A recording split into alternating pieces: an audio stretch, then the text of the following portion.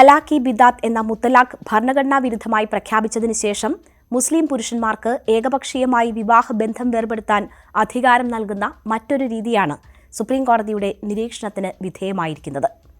ഒരു പരിഷ്കൃത സമൂഹം ഇത്തരത്തിലുള്ള ആചാരങ്ങൾ അനുവദിക്കണമോ? സുപ്രീം കോടതിയുടെ ഈ മൂർച്ചയേറിയ ചോദ്യം ഈ വിഷയത്തിന്റെ സാമൂഹികവും നിയമപരവുമായ പ്രാധാന്യം വർദ്ധിപ്പിക്കുന്നു. ഈ ദീർഘമായ വിശകലനത്തിൽ എന്താണ് തലാഖ് ഹസൻ, അതിന്റെ നടപടിക്രമങ്ങൾ എന്തൊക്കെയാണ്, എന്തിനാണ് ഇത് ചോദ്യം ചെയ്യപ്പെടുന്നത്, സുപ്രീം കോടതിയുടെ ഇടപെടൽ എങ്ങോട്ട് നീങ്ങാനാണ് സാധ്യത തുടങ്ങിയ കാര്യങ്ങൾ നമുക്ക് ആഴത്തിൽ പരിശോധിക്കാം. മുസ്ലിം വ്യക്തി നിയമത്തിൽ തലാഖ് അഹ്സൻ കഴിഞ്ഞാൽ വിവാഹബന്ധം വേർപെടുത്തുന്നതിനുള്ള രണ്ടാമത്തെ രീതിയായി കണക്കാക്കപ്പെടുന്നതാണ് തലാഖ് ഹസൻ. ഹസൻ എന്നാൽ നല്ലത് അല്ലെങ്കിൽ ഉചിതമായത് എന്നാണ് അർത്ഥം. ഒറ്റയിരുപ്പിൽ 3 തലാഖ് ചൊല്ലി ഉടൻ വിവാഹബന്ധം വേർപെടുത്തുന്ന മുത്തലാഖിൽ നിന്ന് ഇതിനെ വേർതിരിക്കുന്നത് ഇതിന്റെ ഘട്ടം ഘട്ടമായുള്ള നടപടിക്രമങ്ങളാണ്. ഈ രീതിയിൽ പുരുഷൻ തന്റെ ഭാര്യയുമായി ലൈംഗിക ബന്ധത്തിൽ ഏർപ്പെട്ടിട്ടില്ലാത്ത ശുദ്ധിയുള്ള തുഹർ അഥവാ ആർത്തവമല്ലാത്ത കാലയളവിലാണ് ആദ്യത്തെ തലാഖ് പ്രഖ്യാപിക്കുന്നത്. ആദ്യത്തെ തലാഖിന് ശേഷം ഭർത്താവ് അനുരഞ്ജനത്തിനുള്ള 1 മാസത്തെ ഇദ്ദത്ത് അല്ലെങ്കിൽ കാത്തിരിപ്പ് കാലം പാലിക്കണം. ഈ സമയത്ത് ഭാര്യ ഭർത്താക്കന്മാർ ഒരുമിച്ച് ചേരാൻ പാടില്ല. ആദ്യത്തെ ഇദ്ദത്ത് കാലം പൂർത്തിയാകുമ്പോൾ അടുത്ത തുഹർ കാലയളവിൽ രണ്ടാമത്തെ തലാഖ് പ്രഖ്യാപിക്കുന്നു. സമാനമായ രീതിയിൽ 3-ാം മാസത്തിൽ 3ാമത്തെ തലാഖ് കൂടി പ്രഖ്യാപിക്കുന്നതോടെയാണ് വിവാഹബന്ധം വേർപിരിയുന്നത്.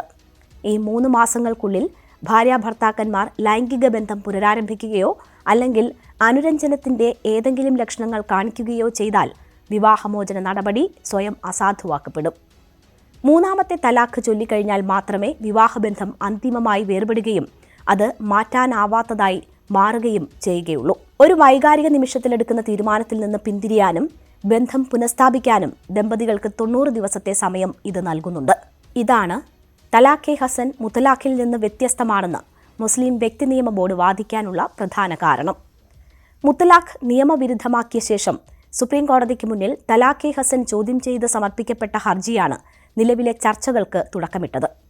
മാധ്യമപ്രവർത്തകയായ ബേനസീർ ഹീന നൽകിയ പൊതുതാൽപര്യ ഹർജിയിൽ അവരുടെ ഭർത്താവ് അഭിഭാഷകൻ മുഖേനയാണ് തലാഖ് നോട്ടീസ് അയച്ചതെന്ന് പറയുന്നു. ഇത് തലാഖ് ഹസൻ എന്ന ആചാരത്തിന്റെ അന്തസത്തയെ തന്നെ ചോദ്യം ചെയ്യുന്നതിലേക്ക് കോടതിയെ നയിച്ചു. ന്യായാധിപനായ ജസ്റ്റിസ് സൂര്യകാന്ത് അഭിഭാഷകൻ വഴിയുള്ള തലാഖ് നോട്ടീസിനെതിരെ ശക്തമായ വിമർശനം ഉന്നയിക്കുകയും ഭാര്യയോട് സംസാരിക്കാൻ പോലും പറ്റാത്തയത്ര അഹങ്കാരമുണ്ടോ ഭർത്താവിന്, ഒരു അഭിഭാഷകൻ വിവാഹമോചനം നൽകാൻ തുടങ്ങിയാൽ നാളെ എന്ത് സംഭവിക്കും എന്നിങ്ങനെയുള്ള ചോദ്യങ്ങൾ ഉന്നയിക്കുകയും ചെയ്തു. വിവാഹബന്ധം വേർപെടുത്തുന്നതിൽ പോലും സ്ത്രീയുടെ അന്തസ്സ് കാത്തുസൂക്ഷിക്കാൻ ഭർത്താവിന് ബാധ്യതയുണ്ടെന്ന് കോടതി നിരീക്ഷിച്ചു. ഭർത്താവിന്റെ ഒപ്പില്ലാത്ത നോട്ടീസ് കാരണം കുട്ടിയുടെ സ്കൂൾ പ്രവേശനം തടസ്സപ്പെട്ടതും പുനർവിവാഹം ചെയ്താൽ ബഹുഭർത്തൃത്വം ആരോപിക്കപ്പെടാനുള്ള സാധ്യതയും ഹർജിക്കാരിയുടെ അഭിഭാഷകൻ ചൂണ്ടിക്കാട്ടി. ഭരണഘടനയുടെ ആർട്ടിക്കിൾ 14, 15, 21, 25 എന്നിവയുടെ ലംഘനമാണിതെന്നും മുസ്ലിം പുരുഷന്മാർക്ക് എളുപ്പത്തിൽ വിവാഹബന്ധം വേർപെടുത്താൻ സാധിക്കുമ്പോൾ സ്ത്രീകൾക്ക് ഫസ്ഖ് അഥവാ കോടതി വഴിയോ ഖുല അല്ലെങ്കിൽ പ്രതിഫലം നൽകിയോ മാത്രമേ അതിന് സാധിക്കൂ എന്നും ഹർജിക്കാരി വാദിക്കുന്നു. തലാഖ് ഹസൻ പോലുള്ള രീതികൾ ഏകപക്ഷീയമായി പുരുഷന് മാത്രം ഉപയോഗിക്കാൻ കഴിയുന്ന ഒന്നാണ്. എന്നാൽ മുസ്ലിം സ്ത്രീകൾക്കും ഇസ്ലാമിക നിയമം വിവാഹബന്ധം വേർപെടുത്താൻ വഴികൾ അനുവദിക്കുന്നുണ്ട്. ഇതിൽ പ്രധാനം ഖുലയാണ്. ഇതിലൂടെ ഭർത്താവിന്റെ സമ്മതമില്ലാതെ പോലും ഭാര്യയ്ക്ക് വിവാഹബന്ധം വേർപെടുത്താം. എങ്കിലും ഭർത്താവ് നൽകിയ മഹർ തിരികെ നൽകാൻ ഭാര്യ ബാധ്യസ്ഥയാണ്. കേരള ഹൈക്കോടതി ഉൾപ്പെടെയുള്ള കോടതികൾ ഈ അവകാശം അംഗീകരിച്ചിട്ടുണ്ട്. മുബാറത്ത് എന്ന രീതിയാകട്ടെ ഭാര്യ ഭർത്താക്കന്മാർ പരസ്പര സമ്മതത്തോടെ വിവാഹബന്ധം വേർപെടുത്തുന്നതാണ്. കൂടാതെ വിവാഹ കരാറുണ്ടാക്കുന്ന സമയത്ത് ഭർത്താവ് വിവാഹമോചനത്തിനുള്ള അധികാരം ഭാര്യയ്ക്ക് കൈമാറ്റം ചെയ്യുന്ന തലാഖ് തഫ്വിസ് എന്നൊരു മാർഗവും ഉണ്ട്. ഈ രീതികൾ നിലവിലുണ്ടെങ്കിലും ഖുല പോലുള്ള മാർഗങ്ങൾ കോടതിയുടെ ഇടപെടലില്ലാതെ പ്രാവർത്തികമാക്കാൻ സ്ത്രീകൾക്ക് പ്രായോഗിക ബുദ്ധിമുട്ടുകൾ നേരിടാറുണ്ട്. അതുകൊണ്ട് തന്നെ പുരുഷന്മാർക്ക് ഏകപക്ഷീയമായി ചെയ്യാൻ കഴിയുന്ന തലാഖ് ഹസൻ പോലുള്ള രീതികളിലെ അസമത്വമാണ് ചോദ്യം ചെയ്യപ്പെടുന്നത്. മുത്തലാഖ് വിഷയത്തിൽ സുപ്രീം കോടതി നടത്തിയ വിപ്ലവകരമായ ഇടപെടൽ കണക്കിലെടുക്കുമ്പോൾ തലാഖ് ഹസൻ കേസിന്റെ ഭാവിയും നിയമപരമായി നിർണായകമാണ്. 3-അംഗ ബെഞ്ച് കേസ് പരിഗണിച്ച വേളയിൽ ഈ വിഷയത്തെക്കുറിച്ച് സമഗ്രമായി പഠിക്കുന്നതിനായി ഒരു വലിയ 5-അംഗ ഭരണഘടനാ ബെഞ്ചിന് കൈമാറാൻ സാധ്യതയുണ്ടെന്ന് കോടതി സൂചന നൽകി. മുസ്ലിം വ്യക്തി നിയമത്തിലെ വിവിധതരം തലാഖുകളെക്കുറിച്ചും നിയമപരമായ ചോദ്യങ്ങളെക്കുറിച്ചും വിശദമായ കുറിപ്പുകൾ സമർപ്പിക്കാൻ കോടതി കക്ഷികളോട് ആവശ്യപ്പെട്ടിട്ടുണ്ട്.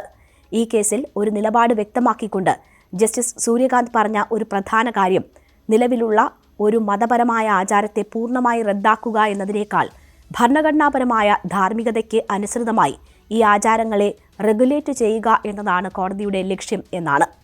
മനുഷ്യന്റെ അന്തസ്സിനും സ്ത്രീകളുടെ അവകാശങ്ങൾക്കും വില കൽപ്പിക്കാത്ത കടുത്ത വിവേചനപരമായ രീതികളുണ്ടാകുമ്പോൾ ഇടപെടാൻ കോടതിക്ക് ബാധ്യതയുണ്ടെന്ന് ബെഞ്ച് വ്യക്തമാക്കി. ഈ വിഷയം സമൂഹത്തെ മൊത്തത്തിൽ ബാധിക്കുന്ന ഒന്നാണ്. പരിഹാര നടപടികൾ സ്വീകരിക്കേണ്ടതുണ്ട്, കോടതി നിരീക്ഷിച്ചു. ഈ സാഹചര്യത്തിൽ തലാഖെ ഹസൻ എന്ന രീതി പൂർണ്ണമായി റദ്ദാക്കപ്പെടുമോ എന്ന ചോദ്യത്തിന് ഉത്തരം പറയുക എളുപ്പമല്ല. എങ്കിലും ഈ വിഷയത്തിൽ വിദഗ്ധർ പ്രധാനമായും 3 സാധ്യതകളാണ് ചൂണ്ടിക്കാണിക്കുന്നത്. ആദ്യമായി, പൂർണ്ണമായ റദ്ദാക്കൽ ഒരു സാധ്യതയാണ്. അതായത് മുത്തലാഖിന് സമാനമായി തലാഖെ ഹസൻ ഭരണഘടനാ വിരുദ്ധവും ഏകപക്ഷീയവുമാണെന്ന് കണ്ടെത്തി പൂർണ്ണമായും അസാധുവാക്കുക. രണ്ടാമതായി, നിയന്ത്രണങ്ങൾ ഏർപ്പെടുത്താം. തലാഖ് നോട്ടീസ് നൽകുന്ന രീതി, അനുരഞ്ജന ശ്രമങ്ങളുടെ സാധ്യത, ഭർത്താവ് നേരിട്ട് നോട്ടീസ് നൽകാനുള്ള ബാധ്യത എന്നിവ സംബന്ധിച്ച് കോടതി കർശനമായ നിയമങ്ങളും മാർഗനിർദ്ദേശങ്ങളും കൊണ്ടുവരാൻ സാധ്യതയുണ്ട്. മൂന്നാമതായി, വ്യക്തി നിയമ ബോർഡുകളുടെ ഇടപെടൽ ഒരു നിർണായക ഘടകമാണ്. ഓൾ ഇന്ത്യ മുസ്ലിം വ്യക്തി നിയമ ബോർഡ്, സമസ്ത കേരള ജംഇയ്യത്തുൽ ഉലമ തുടങ്ങിയ സംഘടനകൾക്ക് കേസിൽ കക്ഷി ചേരാൻ കോടതി അനുമതി നൽകിയിട്ടുണ്ട്. അവരുടെ വാദങ്ങൾ നിയമപരമായി സാധുതയുള്ളതാണെന്ന് കോടതിക്ക് ബോധ്യപ്പെട്ടാൽ നിലവിലെ നിയമത്തിന്റെ ഭരണഘടനാപരമായ സാധുത നിലനിർത്താൻ സാധ്യതയുണ്ട്. മുത്തലാഖ് വിഷയത്തിൽ എന്ന പോലെ തലാഖെ ഹസൻ കേസും മതസ്വാതന്ത്ര്യവും വ്യക്തി നിയമവും ലിംഗസമത്വവും തമ്മിലുള്ള അതിർവരമ്പുകൾ എവിടെയാണെന്ന് വീണ്ടും അടയാളപ്പെടുത്താൻ പോകുന്ന ഒരു സുപ്രധാന നിമിഷമാണ്. ഒരു വശത്ത് വ്യക്തി നിയമങ്ങളിൽ ഇടപെടുന്നത് മതപരമായ അവകാശങ്ങളുടെ ലംഘനമാണോ എന്ന ചോദ്യം ഉയരുമ്പോൾ, മറുവശത്ത് ഭരണഘടന ഉറപ്പു നൽകുന്ന സമത്വത്തിന്റെയും അന്തസ്സിന്റെയും അവകാശങ്ങൾ ഒരു വിഭാഗം പൗരന്മാർക്ക് നിഷേധിക്കപ്പെടുന്നുണ്ടോ എന്ന മൗലികമായ ചോദ്യം കോടതി ചോദിക്കുന്നു. ബേനസീർ ഹിനെ പോലെയുള്ള ധീരരായ വനിതകൾ നടത്തുന്ന ഈ നിയമ പോരാട്ടം ശബ്ദമില്ലാത്ത അനേകം സ്ത്രീകളുടെ ദുരിതങ്ങളെയാണ് കോടതിക്ക് മുന്നിൽ കൊണ്ടുവരുന്നത്. നീതി എല്ലാവർക്കും പ്രാപ്യമാവണം, പ്രത്യേകിച്ച് ദരിദ്രരായ, നിയമപരമായ സഹായം ലഭ്യമല്ലാത്ത സ്ത്രീകൾക്ക്. ലിംഗഭേദമില്ലാത്ത വിവാഹമോചന നിയമങ്ങൾ വേണമെന്ന ഹർജിക്കാരിയുടെ ആവശ്യം ഒരു പരിഷ്കൃത സമൂഹമെന്ന നിലയിൽ ഇന്ത്യയുടെ നിയമപരമായ പരിണാമത്തിൽ നിർണായകമായ ഒരു ചുവടുവയ്പ്പാവാം.